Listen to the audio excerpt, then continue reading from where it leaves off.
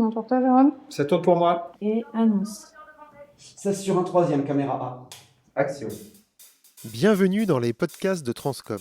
Avec Jérôme Gallioz, Et Julien Pichard, nous sommes réalisateurs mais aussi producteurs et on vous parle de ce qu'on filme de ce qu'on vit. et de ce qu'on retient. Aujourd'hui, on voulait vous parler de On s'est fait doubler. C'est le deuxième court-métrage de Nicolas Ramad qu'on a produit et qui nous tient particulièrement à cœur. Pour résumer le film, un matin, Marc se rend compte que sa voix n'est plus la sienne. Paniqué, il va voir sa meilleure amie, Léa, qui a le même problème. Ensemble, ils mènent l'enquête et découvrent qu'ils ne sont pas les seuls à avoir été mystérieusement doublés par des voix mythiques des années 80-90. Oui, on parle des vraies voix cultes de la VF. Bruce Willis, le Doc dans Retour vers le futur, Indiana Jones, Julia Roberts, Samuel Jackson. Des voix qu'on a tous dans l'oreille.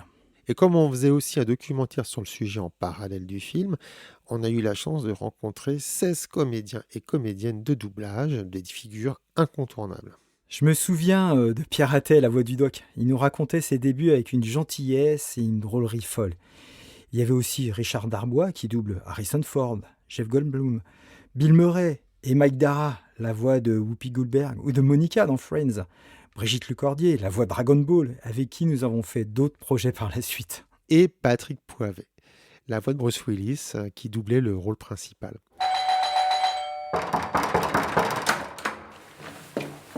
Écoute comment je parle, mais écoute ma voix.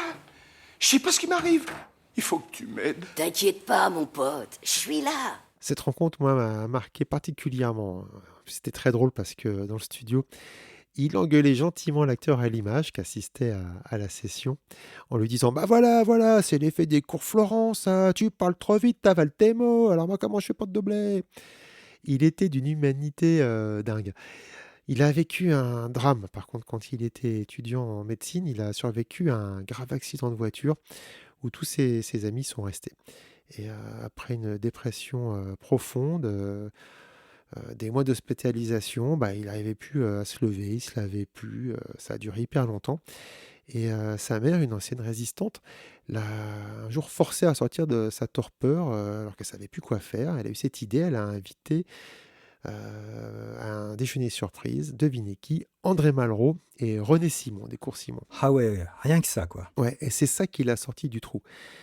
Il s'est inscrit au cours Simon, il découvre le théâtre, et puis après il découvre le cinéma, et puis aussi le doublage. Et ce que j'ai compris en fait, c'est que pour lui, jouer à un autre, ça lui permettait de se quitter lui-même. Et le doublage, c'est en quelque sorte un double masque. Et ça lui allait parfaitement parce que c'est un acteur pudique, précis, et puis quelqu'un de bien. Je me souviens d'une séance dans notre studio sans bande synchro. Il nous dit oh, « Pas de souci, vous me la remettez, j'y vais ». Et il refait tout à l'oreille. C'était bluffant. Ouais, et il était très humble. Et c'est ce qui m'a frappé d'ailleurs chez beaucoup de la plupart de ces acteurs. C'est leur talent passe souvent inaperçu parce qu'ils bossent super bien, quoi. On se dit Samuel Jackson est génial. C'est vrai qu'il est génial, mais on se rend pas compte qu'en VF, c'est pas Samuel Jackson qu'on entend, c'est Thierry Desroses qu'on entend. Ouais, c'est clair. Et parfois, la version française est meilleure que la VO. Vraiment, ils apportent un ton, une couleur, un rythme. On devrait dire comédien de doublage et pas doubleur. Bah oui, parce que leur voix suit le regard des comédiens.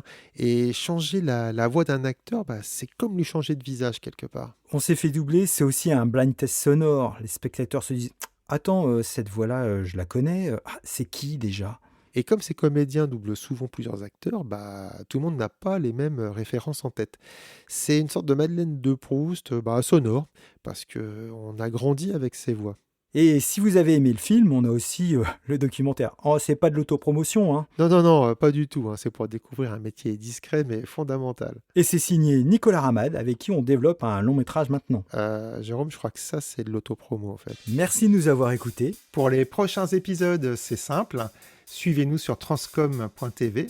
Et rendez-vous très bientôt pour la suite.